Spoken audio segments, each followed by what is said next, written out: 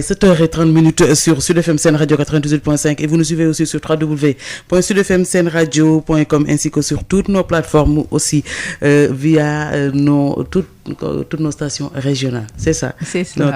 ce matin vraiment, j'ai même plus envie de voir Isenia ce matin. Mais elle est là quand même en studio. Cette fois-ci,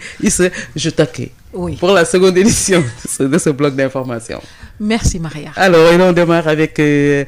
problèmes qui se sont passés hier à Terme Sud. Effectivement, plus de 70 familles de Ouakam Terme Sud délogées. Il s'agit de familles d'anciens militaires. Les résidents s'opposent à cette décision de justice illégale, illégitime. Les résidents vont d'ailleurs brandir les preuves aujourd'hui au cours d'une conférence de presse avec l'appui de la plateforme Multilutte Doina. Hier, rappelons qu'il y a eu des échauffourées sur place. Les familles d'anciens militaires se sont opposés à leur déguerpissement sur décision de justice. Ils se prononcent donc aujourd'hui, ces résidents, pour davantage clarifier la situation. Cette décision jugée illégale et illégitime. Les familles des résidents obtiennent d'ailleurs l'appui de plusieurs structures dont la plateforme Multilutte Doina. Et puis, toujours dans le cadre de la lutte pour l'obtention des droits, retenez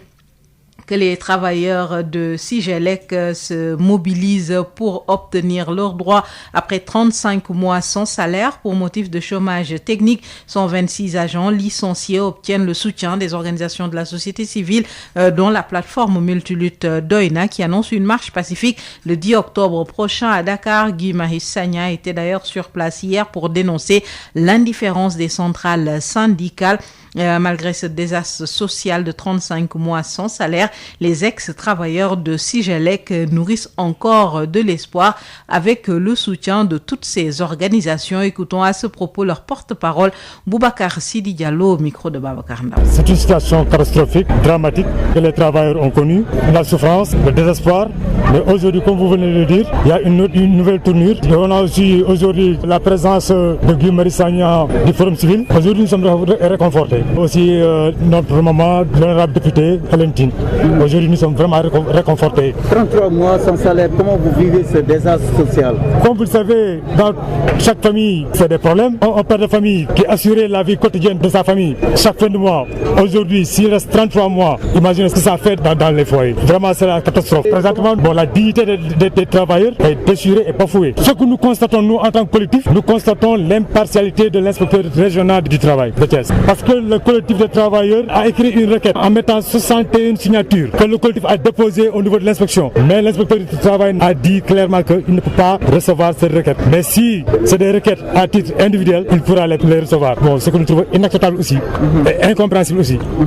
Maintenant, vous êtes prêts pour la marche du 10 octobre? Effectivement, nous sommes prêts à aller à Dakar, assister à la manifestation qui va se tenir à Dakar le 10 octobre. Inch'Allah. Nous avons prévu encore d'aller à Dakar rendre visite à nos patrons, aux héritiers, familles de feu Idrissa Seydi. Nous allons les trouver là où ils sont pour que fassent tout pour que nous rentrons dans notre fonds. Quel est l'effectif concerné? Le nombre de travailleurs s'établit à 126 personnes. Des propos recueillis par Babacar Ndao. Le forum civil présent hier à cette mobilisation propose ses offices pour une sortie de crise, mais surtout pour une reconversion de ces ex-travailleurs de Sigelec. Et puis, parlons de la situation à la mairie de Guédiawaye. Le maire Aliou Sall a tenu à apporter des précisions hier. Il confirme la location de l'ancien bâtiment de la mairie sous peu. Il a obtenu l'approbation du conseil municipal. La mairie de Guédiawaye va rejoindre sous peu ces nouveaux locaux, explique Aliou Sall, le maire de la ville de Guédiawaye, avec El Hadj Moussa Thiam. Le gouvernement du Sénégal a bien voulu nous aider à construire un nouvel hôtel de ville qui est un bel édifice, mais aussi qui se particularise par son efficacité énergétique et son caractère intelligent. Et nous espérons pouvoir regagner cet édifice d'ici la fin de l'année. Alors il se pose naturellement la question de l'utilisation du bâtiment actuel de l'hôtel de ville, puisque prochainement tous les services de la ville, à l'exception des services techniques qui nécessitent un espace plus important, pourront regagner cet édifice. On va se retrouver avec un bâtiment et des espaces libérés. Il était important en tant que maire que je vienne solliciter l'approbation du conseil municipal pour pouvoir les valoriser à travers la location, donc le bail ou à travers des partenariats publics-privés. D'ailleurs, je dois rappeler que l'article 106 du Code des collectivités territoriales me donne en tant que maire toute la prérogative de louer les biens de la mairie, de la ville de Guédiawaye. Et donc ça c'est le code, mais nonobstant cela, j'ai pris sur moi d'informer et de solliciter le soutien du conseil municipal, ce que nous avons eu. Disons, je ne peux pas dire à l'unanimité parce que sur 65 conseillers, disons 63 conseillers ont approuvé donc ce choix-là. Sur 65 conseillers présents, donc 63 m'ont donné le aujourd'hui. Non, moi je ne cherche pas à faire l'unanimité.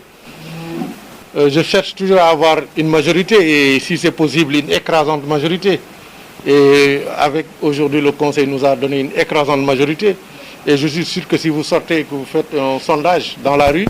vous vous rendrez compte que cette majorité, j'allais dire cette écrasante majorité, est consciente des changements positifs importants que nous avons apportés à la ville de Guédiawaye. Je crois que nous n'avons pas besoin toujours de chercher à plaire à tout le monde parce que ce n'est pas possible. Aliou Sall, le maire de Guédiawaye, qui obtient l'approbation du conseil municipal pour mettre en location l'ancien bâtiment de la mairie de la ville. Ils ne sont que 10 au Sénégal pour 82 000 personnes qui souffrent de problèmes de surdité. Les interprètes en langue de signes exigent plus de considération pour une société inclusive. La célébration de la Journée internationale de la langue des signes a été un cadre pour plaider pour les sourds qui ont des problèmes d'accès à l'information. Les précisions avec El Hadj Moussa Thiam. Les troubles de l'audition représentent 0,6% de la population sénégalaise. Près de 82 000 personnes souffrent de problèmes de surdité. D'après une étude, les appareils smartphones et la pollution sonore font partie des causes de la maladie. Il faut un dépistage précoce pour les enfants afin d'enrayer les complications, selon Dr Marie-Sène La, conseillère technique au ministère de la Santé. Sur le plan sanitaire, nous allons renforcer la détection précoce des déficiences auditives, un meilleur accès à la prise en charge. Pour prendre en compte ce groupe vulnérable, il faut instaurer le dialogue avec le langage des signes. Les interprètes demandent plus de considération pour une politique de l'État plus inclusive, renseigne Aïssatou Sall, interprète et membre de l'ANIS. La situation elle est un peu compliquée au Sénégal parce qu'on ne nous prend pas en compte, nous les interprètes et surtout les sourds. Ils ont des droits, ils doivent aller à l'école, ils ont droit à l'accès à l'information. Mais je pense que l'État doit renforcer cela. L'accès à l'information, un véritable casse-tête pour les sourds-muets du Sénégal qui ne savent plus à quelle télévision se vouer. Il urge de corriger selon Aïssatou Sall. Nous, par exemple, interprètes, chaque télévision devrait avoir un interprète pour que vraiment l'information puisse passer. Les écoles inclusives se comptent aussi au petit doigt. L'État doit renforcer les initiatives privées pour une éducation plus inclusive. Il y a un manque, même les écoles, c'est à compter. Ici au Sénégal, il n'y a pas beaucoup d'écoles de sourds. Il y en a, mais il n'y en a pas beaucoup, il n'y en a pas assez. Alors je pense que l'État devrait prendre ça en compte et aider les gens à ouvrir des écoles, à soutenir ceux qui ont déjà ouvert des écoles. Au Sénégal, on dénombre qu'une dizaine d'interprètes en langue de signes. La bataille est loin d'être gagnée pour une éducation inclusive. Banlieue dakaroise, El Hadj Moussa Thiam, Radio Sud FM. El Hadj Moussa Thiam, systématiser le langage dans les communications de masse, c'est un défi à relever selon Dr Marie Sarr, la conseillère technique du ministre de la Santé. On l'écoute. Au Sénégal, les troubles de l'audition représentent 0,6% de la population générale, soit environ 82 052 personnes. Il faut dire que les politiques publiques nationales relatives au handicap ont pour cadre de référence la loi d'orientation sociale. Au titre des mesures spécifiques développées par l'État et le secteur privé en faveur des sourds, nous pouvons citer l'accès de 6 256 sourds et déficients verbaux à la carte d'égalité des chances, la création d'un centre verbotonal pour la promotion de l'éducation des sourds, la création et la gestion par le secteur privé de nombreuses écoles spéciales et inclusives pour les sourds, l'octroi de subventions financières aux organisations de sourds, l'appui à la création d'entreprises pour les jeunes et adultes, la prise en compte des sourds dans la communication de masse et l'exemple le plus récent est la gestion de la Covid. Cependant, pour optimiser la gestion de la surdité et améliorer les conditions de vie des sourds, l'accent l'accent sera mis sur les mesures inclusives. Le ministère de la Santé, avec l'appui de ses partenaires et autres secteurs, compte systématiser la langue des signes dans la communication de masse, dans la communication des entreprises et institutions publiques. Mais sur le plan sanitaire, nous allons renforcer la détection précoce des déficiences auditives, un meilleur accès à la prise en charge, un renforcement des spécialistes médicaux et aussi une augmentation des services de réadaptation fonctionnelle. Nous allons inclure la langue des signes dans les curricula de formation des enseignants à tous les cycles de formation. Surtout, amplifier l'engagement communautaire des organisations de sourds dans la riposte contre la Covid. Des propos recueillis par El Hadj Moussa Thiam. Direction Touba, où un dispositif médical spécial est prévu aujourd'hui en perspective du Grand Magal. Dans ce contexte de Covid, au moins 97 postes avancés sont prévus, plus de 2500 agents sanitaires mobilisés. Les précisions de Toutissé. Les structures sanitaires reçoivent un nombre important de patients durant la période du Magal du fait de la gratuité des soins à J-1, jour J et à J+1. Les dispositifs sont ainsi renforcés pour une protection du personnel et des usagers contre le coronavirus. Dans la ville de Touba, le dispositif classique est maintenu, s'y ajoutent d'autres mesures selon le médecin-chef du district sanitaire de Touba, Dr Neymaguette Diop. 93 postes avancés sont prévus, 41 fixes et 2 mobiles. 2576 agents seront au service des populations dans ces lieux de soins. Un renfort de 137 agents est attendu à Touba. Des préventionnistes et plus de 300 CEVAC se chargeront de la sensibilisation et de l'orientation des cas suspects vers les structures sanitaires. 5 autres laboratoires sont prévus à Touba en plus de celui qui fonctionnait déjà. Les autorités médicales veulent également mettre en place un système de tests rapides de Covid-19 durant la période du Magal. A signalé que le ministre de la Santé est attendu ce jeudi dans la ville sainte. Toutissé Mbacké, Sud FM. Le ministre de la Santé à Touba aujourd'hui, un comité régional de développement consacré au processus visant à sélectionner une agence d'exécution pour la mise en œuvre du programme de renforcement de la nutrition a mis en présence les différents acteurs hier à la gouvernance de Diourbel. C'est le consortium Fédération du Bawol Child Fund qui a été finalement retenu dans ce contexte de Covid-19 où le taux de malnutrition dépasse le seuil de 5% dans la région de Diourbel. Voici les précisions de Babacar Moundor Ngom, adjoint au gouverneur chargé des affaires administratives, propos recueillis par Adam Ndiaye. La réunion est consacrée à la présentation du processus qui visait à sélectionner une agence d'exécution pour la mise en œuvre du programme de renforcement de nutrition de la CLM. À cet effet, un comité régional a été mis en place par arrêté du gouverneur de région. Il y a eu un certain nombre de réunions qui ont été organisées. Et il y a eu une réunion d'évaluation, ensuite une mission de terrain qui a été conduite par les autorités administratives en compagnie des services techniques concernés. Et à l'issue de cette visite de terrain, ils ont pu un peu voir de façon concrète est-ce que les éléments qui figuraient dans le document étaient conformes à la réalité. Donc après cette visite, on a pu constater que le consortium Fédération du Bawol Child Fund qui a été sélectionné remplit les critères comme agence d'exécution pour mettre en œuvre ce programme-là, en rapport avec les acteurs concernés. Il y a une mission qui leur est confiée, qui est de mettre en œuvre un programme. Il y aura un suivi naturellement pour voir est-ce que l'agence répond aux attentes. Maintenant, en cas de difficulté, la CLM n'hésitera pas à résilier. L'agence sait ce qu'il attend exactement et elle est tenue de le faire. Donc maintenant, on va suivre, on va accompagner, voir s'il y a des difficultés, on va voir comment résoudre cela. Mais compte tenu de l'expérience de l'agence d'exécution qui est choisie, franchement, on n'a pas d'inquiétude particulière. Un comité départemental de développement, d'information et de partage sur le programme Saines Vacances Agricoles s'est tenu hier. Donc, l'objectif de ce programme est d'être un levier à la souveraineté alimentaire, mais aussi un autre objectif fixé, former les agriculteurs et les entrepreneurs. Adam Ndiaye. 1500 apprenants ont été retenus pour la formation des métiers agricoles au niveau du département de Diourbel. Le directeur général de l'ONFP, l'Office national de formation professionnelle, l'a dit à l'occasion du comité départemental de développement consacré au programme Saines Vacances agricoles. Selon le docteur Souleymane Soumaré, la finalité de ce programme est d'arriver à une autosuffisance alimentaire, mais aussi à la création d'un nouveau type d'agriculture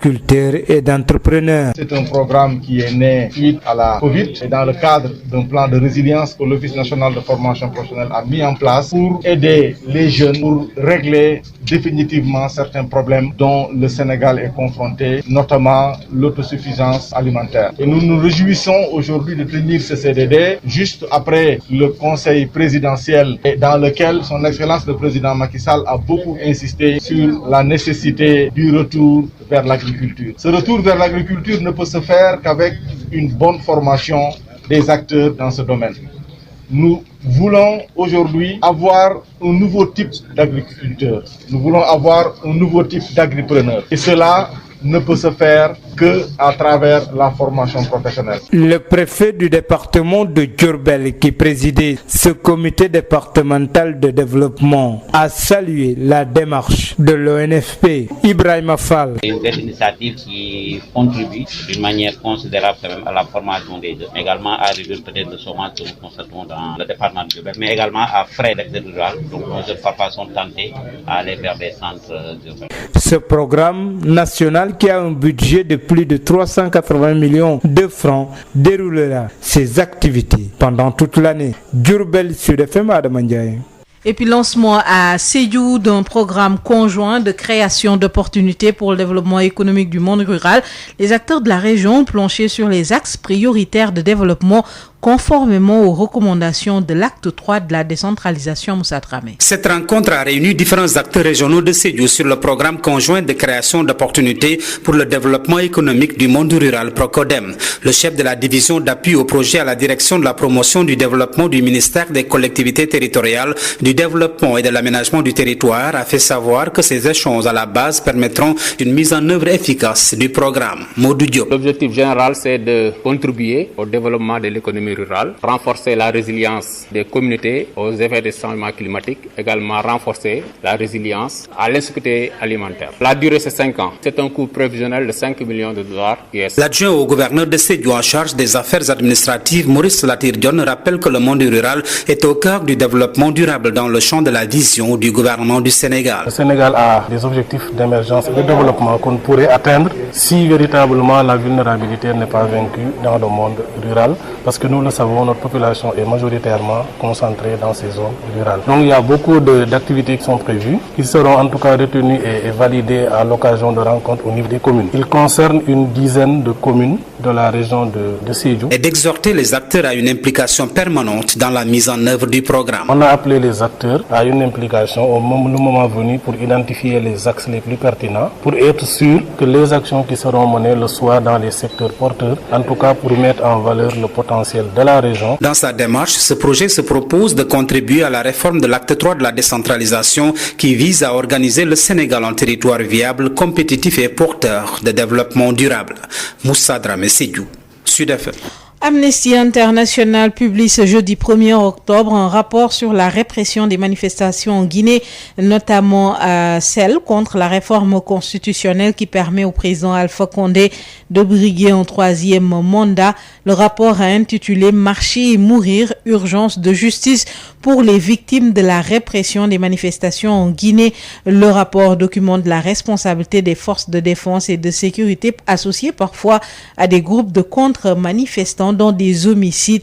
d'au moins 50 manifestants et passants. Les précisions de Kiné Fatim Diop, chargé de campagne pour l'Afrique de l'Ouest à Amnesty International, au micro de Birama Ndiaye. Amnesty International lance aujourd'hui un rapport sur la répression meurtrière des manifestants et opposants au 3e mandat du président Alpha Condé. Son gouvernement a largement échoué à remédier à la culture d'impunité en Guinée. Entre octobre 2019 et juillet 2020, au moins 50 personnes ont été tuées lors de différentes manifestations contre le changement de constitution. Des dizaines de personnes ont été blessées. C'est le cas de Alpha Omar Diallo, devenu paraplégique suite à une blessure par balle lors de manifestations. Entre octobre 2019 2019 et février 2010, nous avons également recensé au moins 10 interdictions de manifester, de mouvements pro-démocratie et mouvements opposés au troisième mandat. Et ce rapport révèle également que les autorités ont imposé des mesures pour minimiser le nombre officiel de victimes et ainsi empêcher des autopsies. Par exemple, pour les événements du 22 mars, le ministère de la Sécurité et de la Protection civile a annoncé un bilan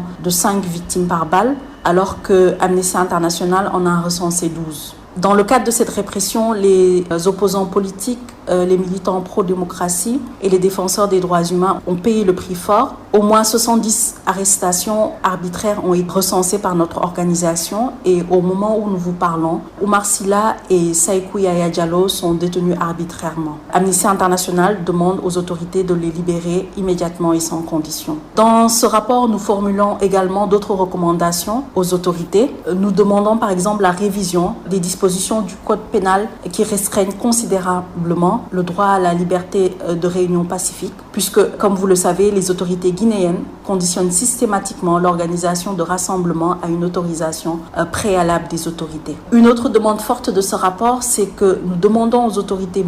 guinéennes de ne plus déployer des militaires armés lors des opérations de maintien de l'ordre. La place des militaires, la place de la gendarmerie n'est pas sur le terrain des manifestations. Les forces de défense et de sécurité ne doivent pas utiliser des armes létales dans le cadre du maintien de l'ordre. Enfin, nous relayons une demande des victimes et de leurs familles pour que des enquêtes qui sont jusqu'ici restées sans suite puissent avancer et que les familles puissent savoir ce qui est arrivé à leurs proches et puissent obtenir justice et réparation. Des propos recueillis par Biram Ndiaye sur le rapport d'Amnesty International concernant les manifestations en Guinée. Il est 7h52 et c'est la fin de cette édition, Maria. Merci à vous, Adjaratou Issegna. Comme vous l'avez dit, 7h52 tout de suite sur Nutrition.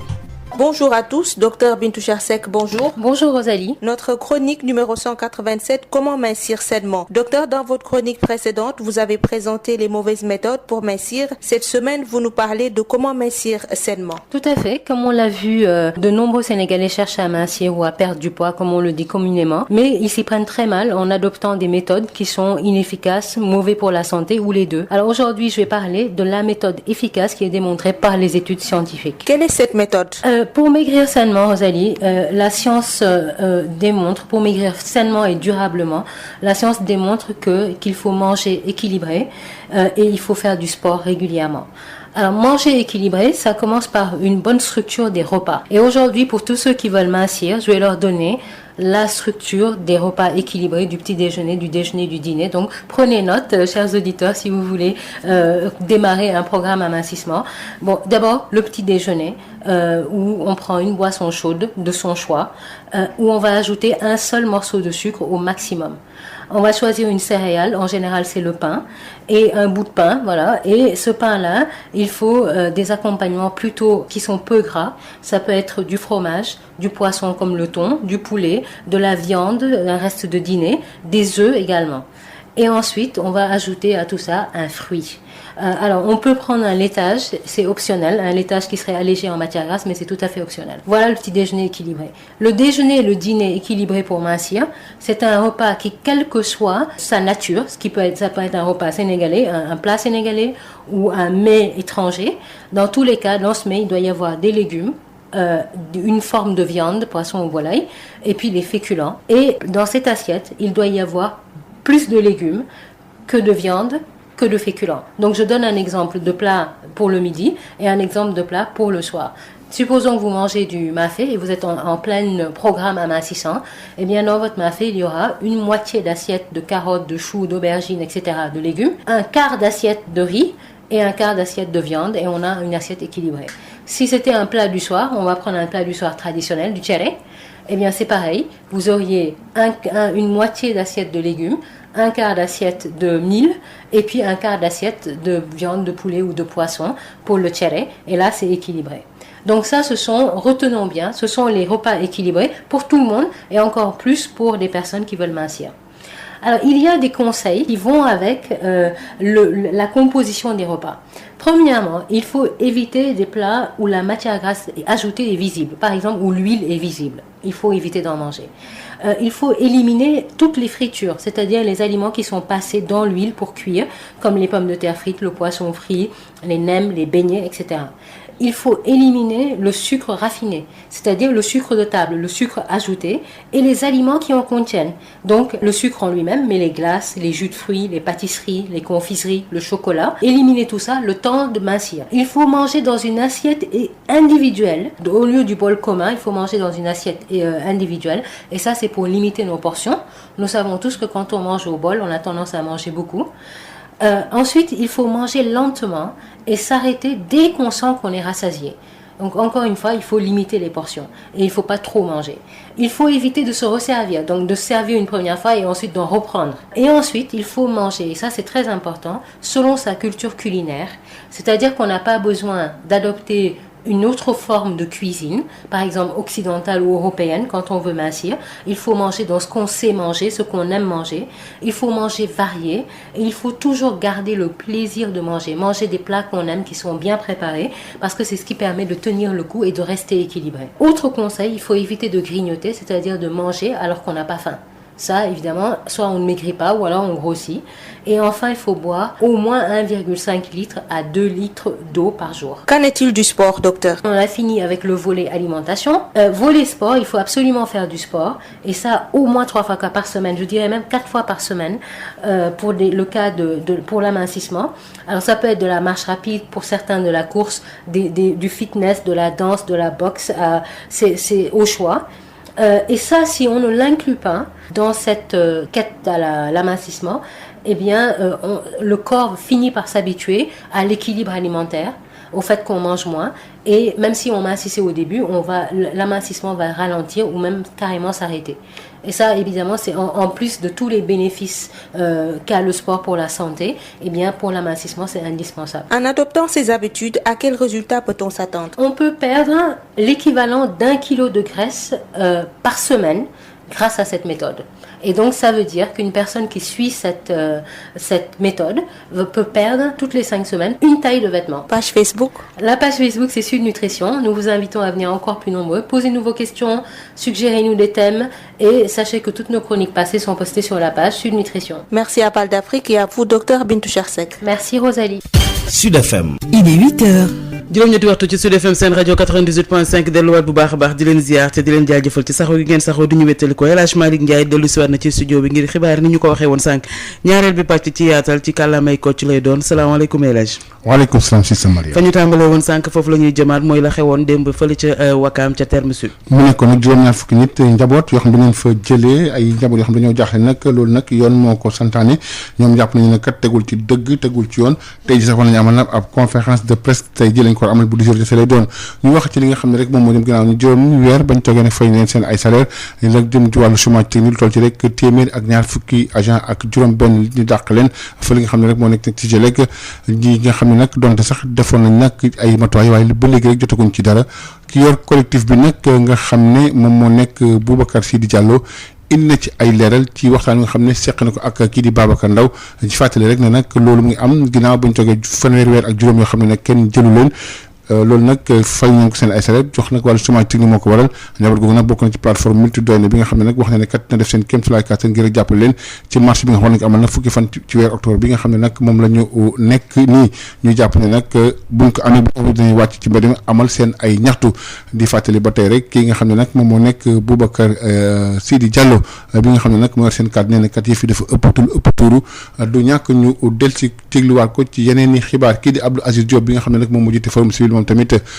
am na ci li nga xam ne rek moom moo nekk tam xalaatam nga woon teew ca ndaje moomu noonu wax ne kat li ci ëpp solo moom mooy taxaw gi nga xam ne ngi taxaw nag nit ñi ci jafe-jafe yi nga xam ne rek moom la ñu jànkonteel moom mooy coordonnateur adjoint bu forum civil ñu déglu ko bu ñu jàllee ci micro Babacar Ndaw. taxaw bi mooy lii dafa nekk ñun taxaw askan dafa nekk ci suñu mbir parce que dañu yàgg a wax ni dañu war a dooleel doomu réew mi dafa bokk ci suñu ponk ñii nag nekk ay ñoo xam ni ay travailleurs la ñu topp fanweeri weer ak ñett fayuñ leen kenn déggu leen et dans la dignité ñu koy dund di dund situation situation bu métti tey donc mooy ñu delloo leen seen ak seen élèves beneen bi aussi mooy comme état bi dafa bëgg a soqaliwaat économie bi surtout à travers l'économie locale tey jii usine bi nga xam ni tey moo doon defal pile soo gisee pilu oto yi batterie ñaata oto moo fi am batterie yëpp dañ ko importer Chine dafa cher dañ ko importer Taïwan dañ ko importer Inde ñii daan defar pile pour les piles pour ay rajo pile LSNs mais pourquoi pas mënuñ leen dooleel ba ñuy defal tey ay piles yoo xam ne batterie oto yi ñu koy defaree fii ci biir usine boobu pourquoi pas mënuñu def ba nga xam ni tey li ñuy wax ci centrale solaire tey ñu ngi gis que ni réew moo xam ni at mi yëpp dafay am soleil ñu defar ay piles photovoltaïques loolu dafa laaj état bi non seulement accompagner ces travailleurs parce que am nañu xarañte bi am na expertise mais amuñu moyens yi état rek moo leen mën encadrer sa loolu dafay bokk ci li nga xam dina suqaliwaat non seulement réew mi économie réew mi mais dina suqaliwaat aussi région de Thiès bi nga xam ni tey moo doon première région presque industrielle mais soo gisee Transrail dee na NSTS presque gi sukuraat usine bi su demee tamit pratiquement ba àgg foofu yaakaar naa tey solution am na solution bi mooy nañu waxtaan fexe ba jàppale waa travailleurs yi pour que vraiment ñu retrouver leur dignité beneen bi aussi mooy le drame social bi ñu dund parce que ñaata ménage ñoo ci brisé wu ñaata tey xale ñoo xam seen jàng yàqu na ñaata ñoo ci génn àdduna ñaata ñoo ci waroon fajuñu sa loolu lépp jotewul ak dara li nga xam dañ leen ko ameel sur le plan économique ak ci wàllu salaire donc loolu aussi tam beneen mbir la boo xam ne kenn mënu koo fay donc yaakaar naa daal loolu moo fi nekk suñu teewaay. ñu fi nekk suñu teewaay kii di Moussa Diop sax bokk na ci nga xam ne rek ñoo fa teewal syndicat yi yor ci kaddu yi déglu ko moom ci micro Babacar Daw ba tey. da ngay am yaakaar parce que da ngay xam ne ñii politique taxu leen a jóg askan wi ñoo leen fi tax a jóg tey bu doon def fi gis ay parti politique wala yu demee noonu mën nga ni lii c'est politique mais tey ku xam Elentine xam Y'en a marre xam Abdou Aziz Diop xam Guy Marius Sagna da ngay xam ni ñii ak yelleefu doomu aadama yi ak Sénégal yi ñoo leen fi tax a ñëw kon donc ñun dañuy am yaqin am yaakaar nit ñi ànd bi ñuy ànd ak ñoom ñun du intérêt du dara mais dañ ko def te yàlla rek tax waaw fanweeri weer ak juróom métti na parce que père de famille boo xamante ni weer bu daan jot nga wàcce ceeb wàcce dëwlin wàcce suukar say doom nga yóbbu leen école ñu jàngi say mbokk di la seet si ngay seet ñoom teraanga kon boo demee ba yooyu yëpp amatul di nga am lu la métti mais da ngay sant yàlla aussi tamit xam ni lu nekk doomu aadama lay dal mais bu fekkonte ni ñi ñu ko teg dañoo bokk ñun naqar bi au moins loolu du métti ndax ñoom bu dee ñoom seen doom ya ngi jàngi ñu ngi faju ñu ngi lekk ñu ngi naan amuñu benn problème ñun tey am na ci ñoo xamante ni seen doom jànguñu année passée am ñoo xam ne ñu ngi feebar mënuñoo faju ba am na ci suñu ñaari collègues yoo xamante nii gaañu nañ fi ak yu bëri yoo xam ne tey ji mënuñu ko wax am ñoo xam ne génn nañ leen seen i kër mënatuñoo fayu laas dossier bi dem présidence ñu jox ñu accusé de réception le ministre Assane Diop woo ñu dem seeti ko mu woote inspection wax ak inspecteurs yi donc kon ñun li ñu war a def yëpp dem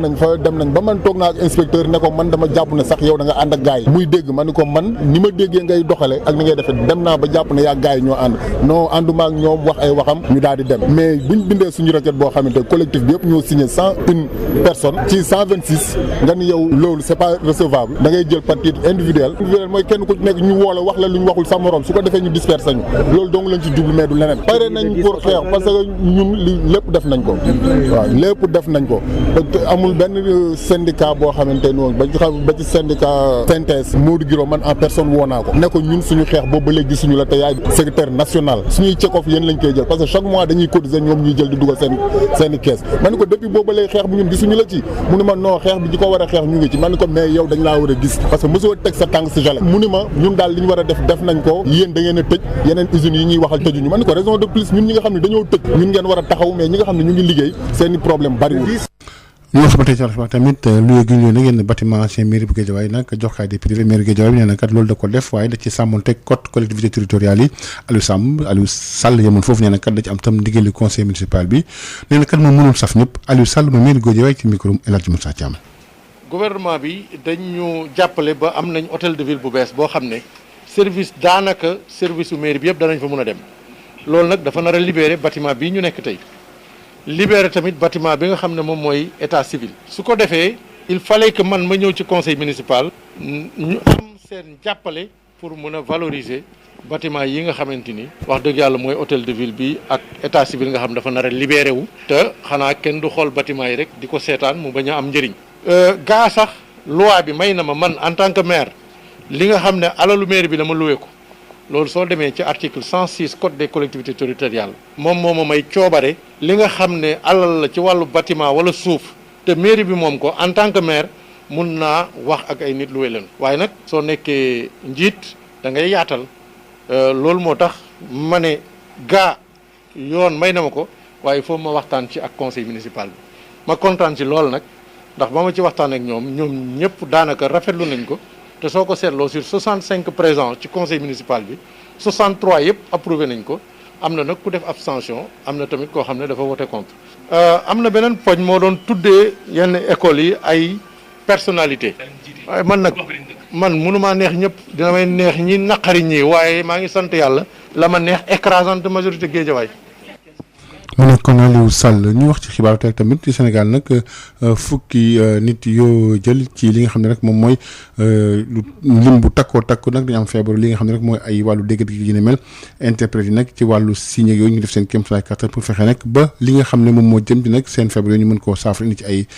ñu mën cee jàngoro ñu jëm ko mën a saafara information bi ay problème la ci centre adéquat yi ak tamit ci groupe vulnérable yi nga xam ne nag loolu ku nekk yaa ngi bay sawar dañ ci ànd kii di El Hadji Moussa Thiam. daanaka ci téeméer goo jël rek kenn am na jafe-jafe feebaru nopp fii ci biir Sénégal ñooñu nag ami jafe-jafe toll nañu rek si daanaka 82 000 fii ci biir Sénégal benn gëstu sax mu ngi wane ni li nga xam ne moo di appareil smartphone yi ak yenn pollution sonore yi nag bokk na ci li nga gën a xam ne daal moo taral feebaru nopp yi nga xam ne daanaka mu ngi commencé di law il faut nag ñu amal dépistage nu mu gën a gaawee ci ndaw yi docteur Marie Sarr la moom nag conseil technique la foofee ci ministère de la santé. dans le monde 360 millions ñoom am nañu feebaru moom ci biir loolu 32 millions ay xale lañu donc loolu déjà problème la donc xale yi dañ leen war a protéger donc il faut que mu am dépistage précoce ci xale yi buñ ko nemmeekoo rek ñu war ko gaaw a faj pour que balaa muy am ay complications. ngir nag jël jafe-jafe ñooñee nga xam ni dañoo amee feebar dégg-dégg nag foog rek ñu amal li nga xam ni moo di langage des signes maanaam di leen liyaar ñi amee liggéey boobee nag di ay interprète ñu ngi sàkku daal ñu gën a am ci ñoom Aïssatou Sall nag bokk na ci interprète yooyu te bokk ci kuréel bi ñu naan ANIS.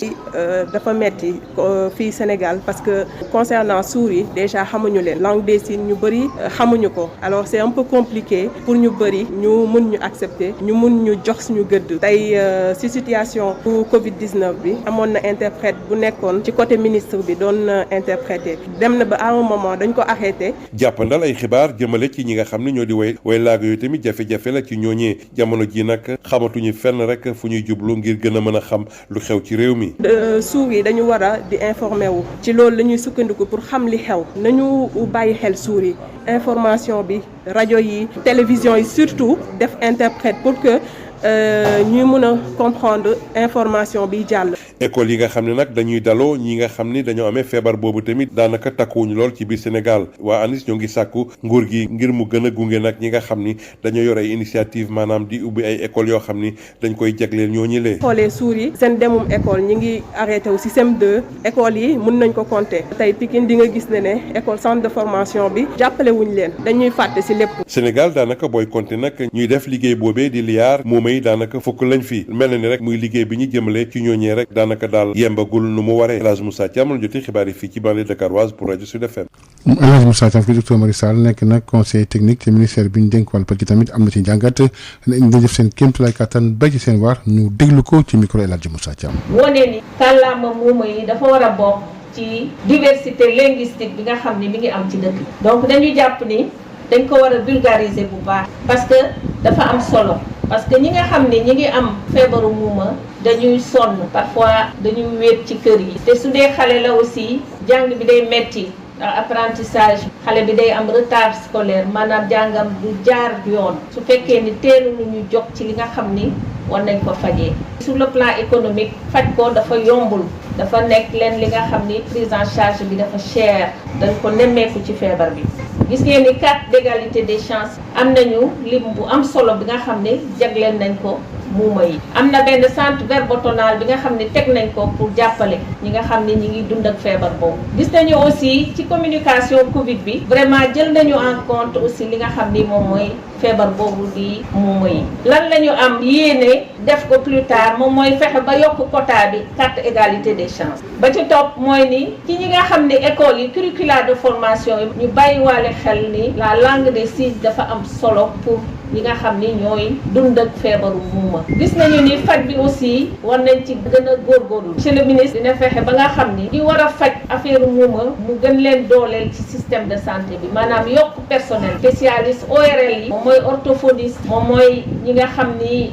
ñi ngi liggéey ci nopp mais aussi centre de rééducation yi aussi dinañ leen gën a dëgëral mais lu gën a am solo encore moom mooy ni communication de masse dinañu fexe ba nga xam ne lépp waxtaan bi nga xam ne ñu ngi koy def ci institution yu yu mag ci média yi ñu bàyyiwaale xel la langue des signes et que feebar bi dañ koy faj pour ñenn ñi am na ay pexe yu am solo yi nga xam ni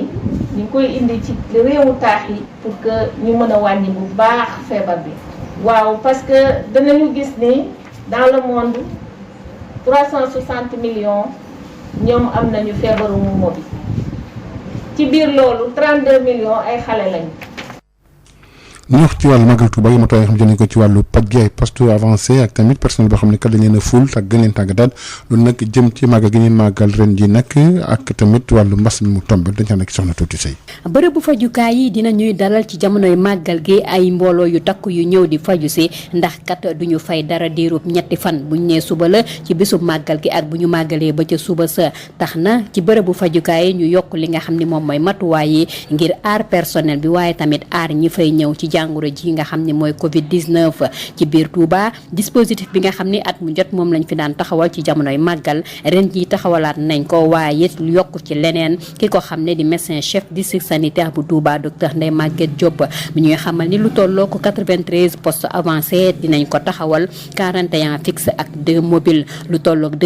2576 agents fii ci Touba dinañu taxawu ñi nga xam ne ñoom ñooy askan bi ci seen wàllu wér-gu-yaram ci bërëbu fajukaay yooyu ñuy séentu nag renfort bu toll ci 137 agents yoo xam ne dinañ ñëw jàppale si ñi nga xam ne ñoo nekk ci Touba jamono ji nga xam ne nag ñi ngi ci mbas mi tax na ba ay préventionniste ak lu ëpp ñetti téeméeri ndaw ñu leen di wax ay sevat ñoom tamit jël nañ leen ñu war a tasaaroo ci biir dëkk bi gën a ñaax ñi nga xam ne ñooy askan bi ci ni ñu war a toppee mesure barrières yi waaye tamit cas suspect boo xam ne gis nañ ko ñu mën koo orienté ci fi nga xam ne mooy bërëbu fajukaay yi bu dee ci wàllu laboratoire yi benn fi nekkoon ñu fas yéene cee yokk yeneen juróom ngir li nga xam ne mooy test yi ñu ko fay mën di amal ñi nga xam ne ñooy kilifa yi nekk ci wàllu wér-gu-yaram tamit bëgg nañ taxawal li ñuy wax ay TDR maanaam test yoo xam ne dafay gaaw lool ngir ñu mën a xam ndax nit ki amee na jàngoroy coronavirus am déet ci jamonoy màggal gi ñu jàpp nag ni ci alxames ji ki nga xam ne moom mooy ministre de la santé ñi ngi koy séentu fii ci Touba Tuuti Sey Mbàkke Sud FM.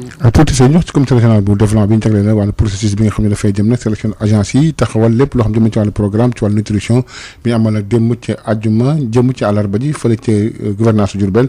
adjoint gouverneur bi yor wàllu affaire administrative Babacar Moundoor Ngom ci déglu ko ci micro Adama Ndiaye. dañ fi daje woon pour def restitution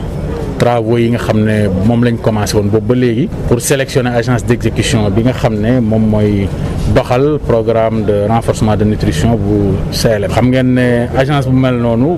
c'est-à-dire liggéey bu mel noonu balaa nga koy confier kenn di nga def appel candidature après candidature yooyu dañuy présenter dossier ñu càmbar ko ci benn comité régional boo xam ne gouverneur moo ko jiite ànd ceeg service technique yi bañ defee loolu yëpp nag mu amoon benn agence d'exécution boo xam ne moom la ñu tànnoon le temps que ñuy vérifier muy consortium fédération du Baol Thiaïl Fën gannaaw bañ ko tànnee ba pare am na mission de terrain bu ñu amaloon ngir dem saytu ñoom ndax li ñu wax li ñu tënk ci këyit jox ñu ko méngoo na ak ñoom li ñu nekkee mission bi mu demee wax dëgg de façon globale gis nañ ne daal am nañ ci yaakaar maintenant remplir nañ critères yi nga xam moom lañ tëraloon pour tànn leen muy agence boo xam ne tamit lii du liggéeyam bu njëkk am na expérience agence bu yàgg la boo xam ne xarañ na xam na liggéey bi ndax boo xoolee niñ ko tànnee sax nga xam ne du tànnin bu yomb ndax compétition bi metti woon na waaye ñoom ñëpp remplir woon nañ critères yi sax waaye moom daal moo ci génn vraiment koo xam ne vraiment moo gën a remplir critères yi léegi nag dinañ ko gunge dinañu ko saytu tamit te yaakaaruma ne jafe-jafe dana ci am en tout cas attentes yi nga xam moom la ñu am ci moom pour mu doxal programme bi mën nañu rafet njort ne dina ko def ci anam yu mucc ay contrat nag moom bu liyee ñaari nit tey bu ñu demoon ba mu am partie boo xam ne gis nañ ne mënatu la dem su boobaa ñu daal di ko fay yemale rek seet keneen ku ko continuer waaye yaakaaruma ñu yegg foofu. ñu wax ci comité départemental de développement d'information de partage ci programme seen vacances agricoles bi nga xam ne amoon na démb nag ci Diourbel liñ ci bëgg rek fexe ba li ñuy bay yëpp ku nekk mën ci gis bopp root na ci wàllu dund gi dañ ci ànd ak kii di Adama Ndiaye. junne ak juróomi téeméer ñu ndaw dinañ leen tàggat ci métier mi jëm ci wàllu mbay wala it yu jëm ci wàllu entrepreneuriat. Directeur général bu ONFP di office national de la formation professionnelle moo ko xamle ci ndaje mi ñu doon seq tey fii nga xamante ne mooy njaareem. docteur Souleymane Soumaré ne programme bi ni mel la ko tax a jóg mooy fexe ba autosuffisance alimentaire am waaye it ñu créer lu jëm ci beneen xeetu béykat ak entrepreneur. ndaw ñi war nañ leen gën a mën a organiser ñu nekk ci biir ay groupement wala ñu organiser leen ba nga xam ne bu ñu paree formation dinañu mën a am seen yëfu bopp boo xam ne dañuy produire non seulement pour dund mais dinañ produire aussi pour jaay pour mën a contribuer ci autosuffisance bi nga xam ne bëgg nañ ko am ci wàllum alimentaire nga xam ni moom mooy suñu gis-gis mooy am taxawaay boo xam ni dañuy tëgg baykat bu bees tëgg baykat boo xam ni dafay mun a contribuer ci économie bi. préfet bu département bu Diourbel mi doon teewe ndaje mi rafetlu na démarche ñi nga xamante ne mooy ONFP Ibrahima Fall. ONFP démarche bi mu def dañ ko rafetlu bu baax ndax soo neexoon bàyyi ba ci kii ba subaata day xaw a yéex. mais bien avant loolu la xalaat ne nañu waxtaan ak ñoom li nga xam ne moom la yéen a def tamit ci département de Diourbel li ci des rek mooy tànneef bi mun naa dinañ fexe ba jëm ko encadré weesul teg ay kuréel yoo xam ne ñoo koy saytu. programme bi ni mel te war a laal ay diwaan yu bari fii ci réew mi dinañ ci dugal 300 yu teg juróom-ñett fukki millions ci suñu xaalis Diourbel Sud FM Adama Ndiaye.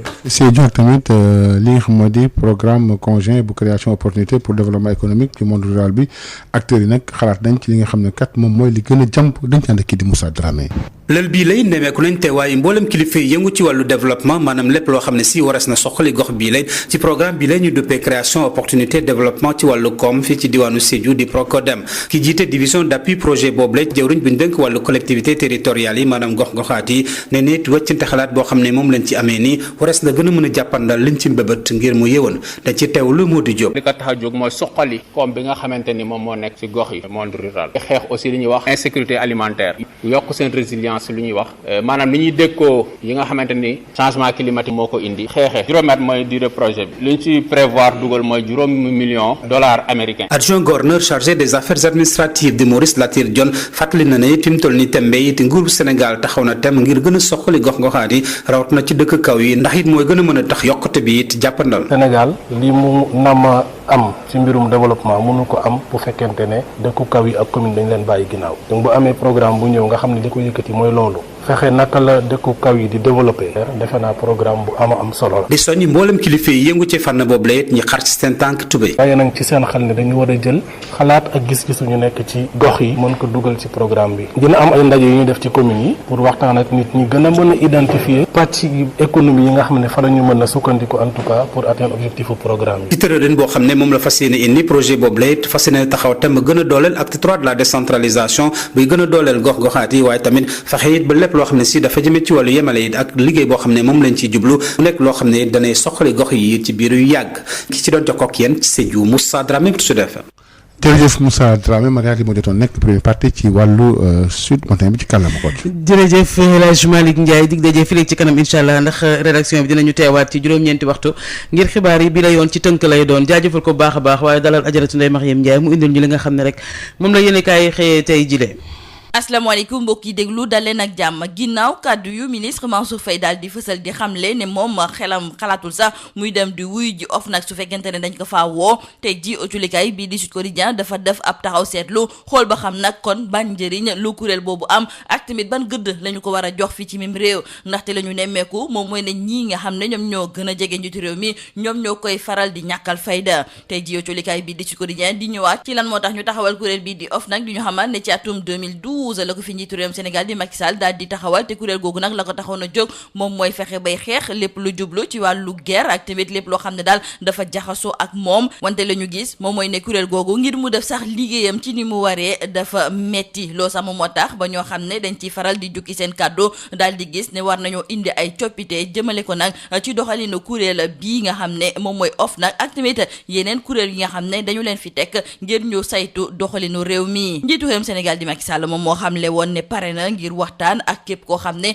da nga bëgg a weccante moom xalaat ci li nga xam ne moom moo jublu te nañuy xeexee lépp lu jublu ci wàllu mbënn mi tey jii ci biir colikaay bii di 24 heures suñu naataango yi ñu ngi ñuy xamal ne kii di Ousmane Sonko yëkkati na loxoom moom daal di ne xamle ne pare na ngir daal di mën a jàkkaarloo ak ki nga xam ne de moom mooy Macky Sall colikaay bii di Direct News duñu xamal it ne ku ci mel ni Abdoul Mbaye moom it taxaw na tem ngir bëgg a jàkkaarloo ak ki nga xam ne moom mooy Macky Sall. Direct News ne kon mot na léegi ñoom sax du suñu naataango yooyu nekk ci Direct News nee nañu pare nañu nag ngir daal di fiy taxawal débat du siècle ci diggante Macky Sall ak ñi bokk ci biir l'opposition bi. kii di Souleymane Teliko nekk ki jiite UMS aujourd'hui bii di Le Témoin mi ngi ñuy xamal ne ginnaaw ba ñu ko dégloo fa li nga xam ne moom mooy ca IGAJ dafa mel ni ne am na ñoo xam ne tey ji pare nañu nag ngir daal di koy jàppale ñu ràññee ci ku ci mel ni maître Assane Dioma Ndiaye ci biir aujourd'hui bii di Le Témoin moom di xamle ne kii di Souleymane Teliko dañoo bëgg a tëj gémmiñam wante li ni mel duñu ko nangu tey duñu ko nangu ëllëg aujourd'hui bii di Le Témoin tamit diñ ci yokk duñu xamal ne comité de ressort ya nekk ca Thiès ak diwaanu Ndar ñoom it dañoo fas yéene jàppale ki jiite UMS di Souleymane Teliko. port autonome de Dakar dafa fas yéene nag def li ñuy tuddee emprunt obligataire ci koppar gu tolloo ci juróom-benn fukki milliards ngir war a mën a taxawal nag liggéey ya ñuy amal ca port bu Ndayane aujourd'hui bi di Dakar Times ne benn fan rek ginnaaw ba njiit réew mi xamle ne war nañoo def suñu kéemtalaay kattan ba daal di suqali suñu koom-koom dafa mel ni nag nekk jiite port autonome de Dakar di Ababacar Sadikh Bèye moom daf see fas yéene xar tànku tubéyam ndaxte daal di ne xam ne koppar googu su fekkente ne nag jot nañu ko dinañu amal ay liggéey yu mag liggéey yu am solo yoo xam ne njeexital bi yëpp day tax nag ba port de Ndayane gi ñu fas yéene ubbi nekk lu mucc ayib. waa port aujourd'hui bi di Dakar Times duñu xamal ne ñoom duñu am benn jafe-jafe nag ngir war a mën a jot koppar gi ni mel ndaxte ñoom daal lépp lu jublu ci seen wàllu signature nekk na loo xam ne nag lu ñu ràññee la ci ñiy faral di yëkkati seen koppar di leen koy jébbal. démb fa li nga xam ne moom mooy ca Wakaam rawatina nag ca gox bi di terme sud ay xeexoo yu métti amoon na ci diggante soldat ak ña nekkoon ay soldat aujourd'hui bii di L'As ne ñu ñi nga xam ne ñoom ñooy nekkoon ay soldat te dëkk foofu nga xam ne moom mooy ca terme sud dañ leen a jëlee ca kër yi nga xam ne nag moom la leen l'armée bi joxoon xeexoo yu métti nag moom moo fa amoon ngir ñu daal di jógee ci seen biir kër yooyu aujourd'hui bii di Rewmi Quotidien ne ñu xeexoo yooyu sax tax na ba am na ay ndaw yu bëri yoo xam ne teg nañu leen loxo benn gendarme sax daal di ci am ay gaañu fi mu nekk nii ci lu weesu nag juróom ñaar fukki njaboot la ñu fas yéene nag génne loolu nag moom moo tax ba démb fële nga xam ne moom mooy ca terme sud jooyooya bëri woon na fa fitna it yeewu na fa loolu loo colikaay bii di Vox Populi daal di fësal wante suñu naataango yi ñu ngi ñuy jottali ay kàddu colonel Mactar Diop te mu daal di jiite DIRPA moom mu daal di xamle ne kuréel bii di Comico mi nga xam ne nag tey jii ñoom ñoo yónni waa Descos ngir ñu daal di fay jëlee ñooñu nga xam ne ñoom ñooy anciens militaires yi ñoom ñu ngi seen dëgg ndaxte suuf soosu ñoom ñoo ko moom ginnaaw ba ñu agressé caméra woman bii di Adja Ndiaye te muy liggéeyee ca Dakar Actu démb culikaay bi di Les Échos mi ngi ñuy xamal ni kuréel bi ëmb mbooloom ñi yëngatu ci wàllu tasub xibaar dem nañu jébbal ab bataaxal joriñ gu ñu dénk wàllu biir réew mi di Aly Ngouille Ndiaye moom ci boppam mu daal di xamle ne dina am benn enquête administrative boo xam ne dinañu ko ubbi ngir indi ay leeral jëmale ko ci wàllu gi ni mel culikaay bi di Les Échos nañu commissaire Arona Sy te mu daal di jiite direction de l'inspection des services de sécurité moom moo nar a amal enquête bi moom moomu sax di Adja Ndiaye joriñ gi di Aly Ngouille Ndiaye daal di ne xamle ne ñoom pare nañu nag ngir yóbbu ko ci hôpital principal ngir gën a mën a saytu lépp lu jublu ci wàllu wér-gi-yaramam te du ci fay benn dërëm jeexale ko wàllu lamb ga culikaay bii di sunu lamb tey ji jox na kàddu Khalifa Niang moom moo jiite écurie Tai Shinga moom ma ngay tontu nag Balla Gaye numéro 2 mi xamle woon ne mbër yi nekk ci lamb gi yëpp dañu ko ragal ñoom ñooñu di waa Tai Shinga di xamle ne ku la ragal moom du la dóoraat la te it sax ñoom pareetuñu sax ngir war a mën a jàkkaarloo ak ki nga xam ne moom mooy Balla Gaye numéro 2 ñoom fu mu nekk ni kay leneen la ñuy wax wante du ay mbirum Balla Gaye numéro 2 lii moo nekkoon bu jëlikat yi di gën a fës ci biir autolikaay ji ñu leen di ñaanal njaxtalu bés ak jàmm ñu àndoon ca Gajaratu Ndeye Mariam Ndiaye li nga xam ne moom la yéeni kaay xëyee tey jëlee ci li nga xam ne moo di alxamis benn fan ci weeru octobre 2020 noonu lañu la ñuy àndee ki nga xam ne moo di Marie Rosalie Ndiaye ak docteur Bintou Cheikh Seck ñu ñëw ci Sud Nutrition. ngir seetal seeni loxo jëfandiku leen gel main Valda Val d'Afrique moo leen di may Sud Nutrition. asalaamaaleykum mbokk déglukat yi docteur Bintou Cheikh Seck maa ngi lay nuyu. maa ngi lay fay Rosalie. suñu chronique numéro 187 nu ñu war a def bu ñu bëggee jeex te duñ ci loru docteur ci suñu chronique bi ñu génn yaa ngi doon présenter mauvaise pratique yi nga xam ne nit ñi dañ koy faral di def bu ñu bëggee jeex te du noonu tey nag da ngay ñëw indi ñu méthode yi gën a baax yoo xam ne buñ ko defee dinañ jeex te duñ ci loru. dëgg la li ñu gisoon semaine dernière mooy ne sénégalais yu bari dañuy bëgg jeex waaye méthode yi ñuy utiliser baaxul ñuy jëfandikoo baaxul parce que daf leen di lor seen wérgu yaram wala ñu bañ a sax efficace wala mën na bañ a efficace ba noppi lor leen aussi ci wàllu wérgu yaram moom moo tax tey ma bëggoon waxtaanee comme ni ma ko diglee woon mooy ne waxtaanee méthode bi nga xamante ne étude scientifique yi science loolu la wax ne moom moo baax ci pour mën a jeex te am wérgu yaram. waaw méthode bu baax boobu mooy lan docteur. alors mooy lu simple la maanaam nit ki bu bëggee jeex te am wérgu yaram dafa war a manger équilibré maanaam yemale lekkinam am na nu mu war a agencer organiser lekkinam ba noppi kooku dafa war a tàggat yaramam di ko tàggat régulièrement maanaam ñaari bés yu nekk wala bés bu nekk ñaar yooyu buñ ko boolee dañuy jeex mais jeex te am wérgu yaram. alors fi muy les manger équilibré boobu wala yemale lekkin fu muy dooree mooy naka la nit ki war a kii boolee ñam yi ci ndékkeem ci añam ak ci reeram fi may commencé mooy ndékki bi may wax suñu auditeurs yëpp ak ñuy seetaan ñi nga xamante ne dañuy laajte bés semaine bu nekk ñu laajte yu bari ci wàllu jeex nañu jël seen feuille ak bic ñu bind ndékki bi nga xamante ne mooy tax nit ki mën a di jeex mooy ndékki boo xam ne dina am lu tàng kooku moo xam café la moo xam ndax ataaya la wala kenkeliba waaye li ci am solo mooy bu suukar siñ ciy def ndigam def nañ ci suukar walu dépassé benn bekk ñaareel bi moo ñu def ci benn morceau mburu alors loolu dafay kii bi taille bi dafay varier mais ñu def ci benn morceau mburu te mburu moomu mën nañ ci def fromage wala ñu def ci thon bu amul dëwlin wala ñu def ci sardine mën nañ ci def aussi desitu reer ba bi sauce bu de la veille mën nañ ci def aussi nen bu fekkee ni nen bi kenn fiiriiru ko après nag ci ndekki bi mën nañ ci dolli dañ ci war a dolli sax fruit mën na nekk fruit bu ñu neex et bu ñu neexee également mën nañ ci def loo xam xeetu meew mais meew moom mën nañ jàpp ni dañu war a wàññi niiw bi ñu koy wax lait demi écrémé wala yaourt sax mais yaourt boo xam ne dañu wàññi niiw bi. alors añ ak reer li koy composé mooy lan toujours ci añ ak reer dafa war a am ay légumes yu bari war na am féculent maanaam bépp wàllu pepp ak li ñuy wax pomme de terre ak ay lentilles yooyu yëpp féculent la war na am aussi ndawal waaye li gën a am li am solo mooy ni ñuy organiser yooyu yëpp ci palaat bi ku jël palaatam dafa war a def ci légume ba mu fees ba nga xam ne légume bi mooy ëpp li ci des yëpp su ko defee war xaaju palaat bi war na fees ak légume après ñu jël tuuti ceeb def ci bu dee añ féculent bi et puis complété ko ak ndawal bi nga xam ne dafa war a tolloog féculent bi loolu añ ak reer yëpp noonu la ñuy def léegi ma joxe nag ñaari exemple bu añ nañ jël maafe man ko bëgg maafe la donc ñu jël maafe bu ñu bëggee mu équilibré ci koo xam ne dafa bëgg jeex day jël palaatam mu xaaj ko ñaar jël xaaj bu njëkk bi mu def ci ay karootam ay naajowam ak ay kii chou ba mu fees ak yeneen légumes yi ba noppi mu jël ñaareelu xaaj bi mu xaaj ko def fii ceebam mu ndaw ba noppi feneen fi ci des mu def ci yàppam def soosam bu dee guddi gi ñuy reer ñu jël benn reer bu populaire muy cere pareil jël suñu cere def légume ba mu fees ci palaat bi xaaj bi def ci tuuti dugub li ci des ñu def ci ndawal bi soos ko mu nekk benn añ ak reer bu équilibré su ko defee bu ci nekk añ beeg reer bi war nañ ko boole aussi ak benn fruit donc loolu mooy alimentation équilibrée bi nga xamante ne moo méngoog jeex. alors am nag ay tegtal yoo xamante ne daf ciy ànd benn bi mooy nit ki warul di lekk ñam boo xamante ne diwlin bi daf ci tëmb loolu mënul nekk. ñaareel bi mooy na moytu bépp ñam boo xam ne dañ ko fiiriir. beneen bi mooy na moytu lépp luy suukar